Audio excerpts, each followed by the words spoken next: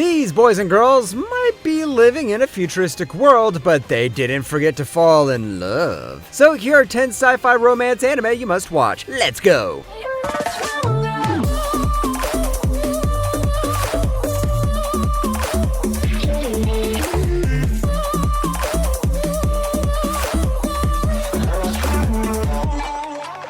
Number 10, In Search of the Lost Future. ねえ、そう。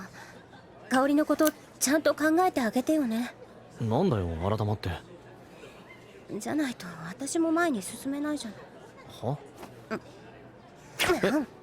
？What do we have here? 2 girls, 1 boy, an overarching mystery? Here, we've seen these before. Hell yeah, we have! But what does this anime do differently? 1, this is a science fiction anime. 2, we've got ghost sightings, accidents, sleeping problems, and other supernatural issues. Apparently, the plot of this anime calls this the Gears of Fate.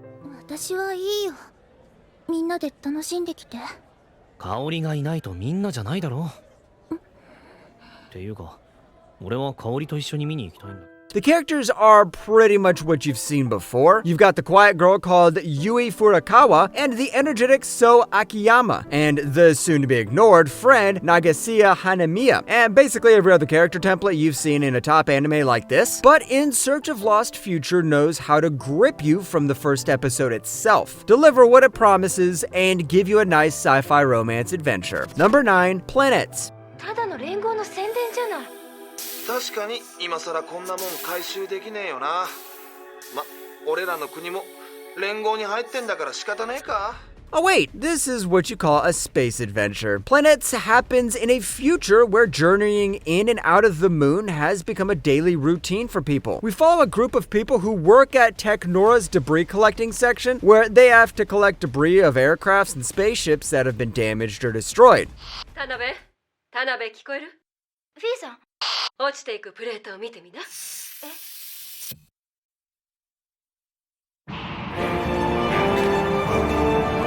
Everything about this anime feels different the moment you start watching it. There's a good emphasis on the world and how it has affected the people. The character designs look more Western, and even the storyline is filled with mysteries every now and then. There are a few hiccups here and there, but the story remains as one of the best sci-fi adventures told. Oh, and this is done by Sunrise. Number 8, Waiting in the Summer. 間違ってないはずだけど。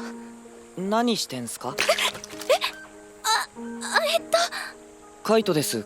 霧島カイト。カイトくん。でもどうして？ Nope, this isn't about a bunch of kids who wait for the summer to end while doing nothing. This is about a bunch of kids deciding to make a film during their summer vacation. The premise is pretty simple. Our main character and his bunch of friends decide to make a film during summer, and let's just say it doesn't go as planned. よかった。機能してる。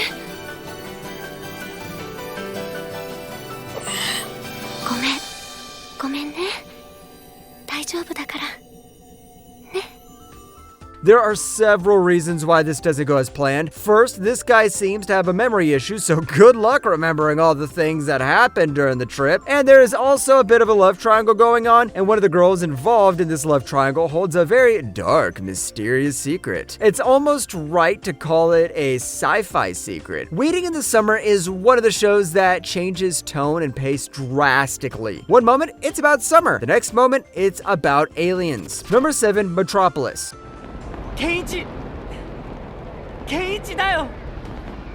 わあ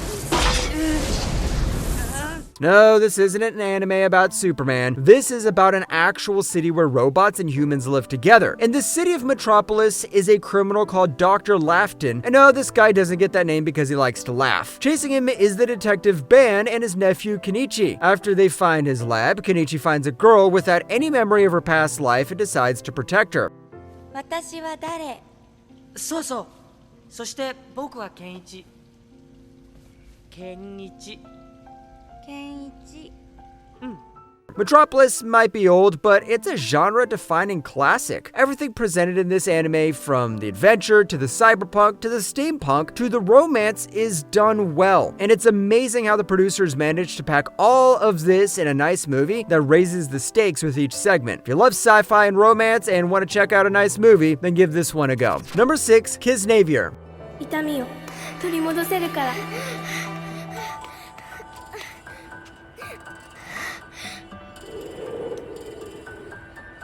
不利にしないで。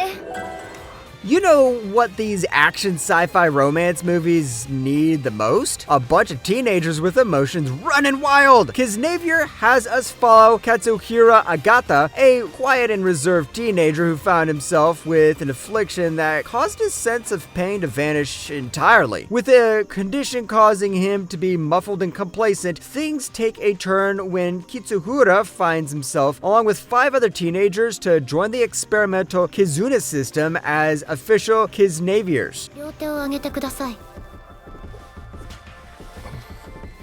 素直ですね。よいしょ。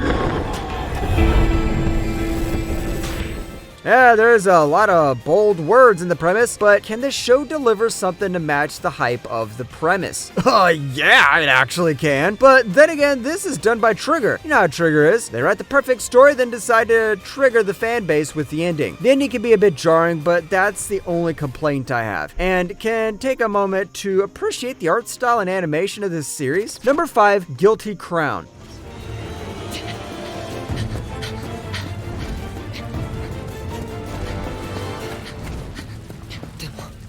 一体何ができるつもりなんだろう俺。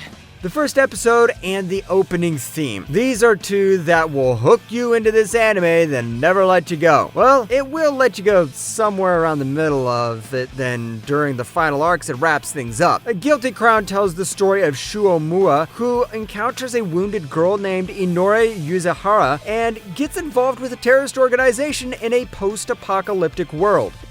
やればできるかもしれない。でもやらないと絶対にできない。大間柊は臆病な人？ Even if you haven't watched this anime, you sure must have heard the opening. It is one of the best openings ever to come out in anime.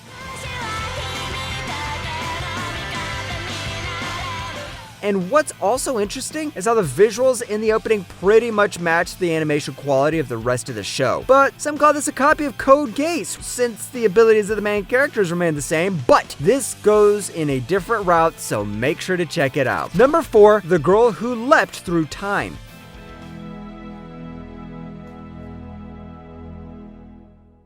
未来で待ってる。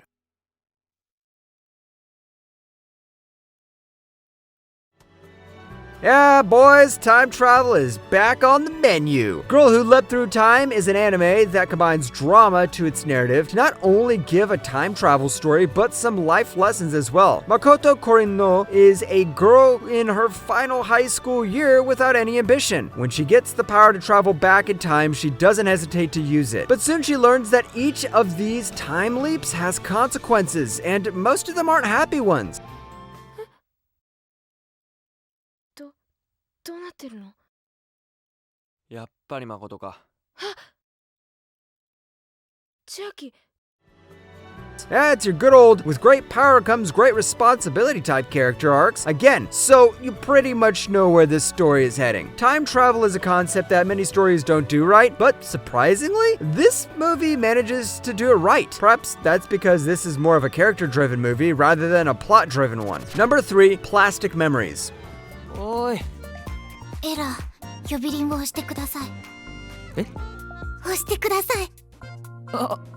From the title alone, you can tell you aren't going to get a wholesome anime. The premise of this anime has our protagonist Tsukasa getting a job at Scion Artificial Intelligence Corporation. This corporation is famous for its creation of Giftias, who are highly advanced androids that are almost identical to real humans in every way. 思い出を引き裂くのが私たちの仕事なので。思い出を引き裂く。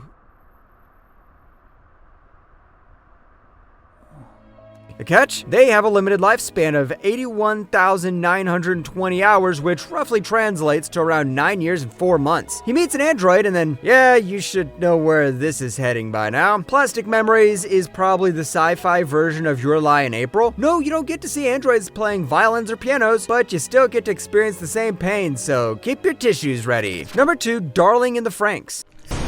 Everyone knows Zero too. She is so popular, people get flashbacks of her when they write the number 0. Darling in the Franxx is all about Zero too because she's the girl who holds this show in her hands. But apart from that, this is all about kids fighting giant monsters while inside giant robots. The pilot mechanism for these robots can be questionable, but the end goal is to kill the big monsters and save the world. 君を味合わせて今から君が僕のダーリンだ Darling in the Franxx also has an interesting sci-fi plot, which pretty much feels like a ripped-off page of Neon Genesis Evangelion, but with a lot of characters instead of one. This is also another anime done by Trigger, so when Trigger goes and does Trigger stuff with the ending, you're going to either love or hate this show, but at least you'll have to admit the journey was absolutely worth it. Number 1, Cyberpunk Edge Runners. 君を月に連れて行くよ約束する Where are you, Cyberpunk fans? This won the Anime of the Year awards of 2022, even surpassing Attack on Titan Season 4 Part 9076. That alone should tell you how good this anime is. This show is pretty much what you call a sleeper hit. It came out of nowhere, slapped everyone in the face because it was that good, and then even made a lot of people play Cyberpunk again. もういいのあ今日はもう仕事はやめねあ、やれるよ、俺。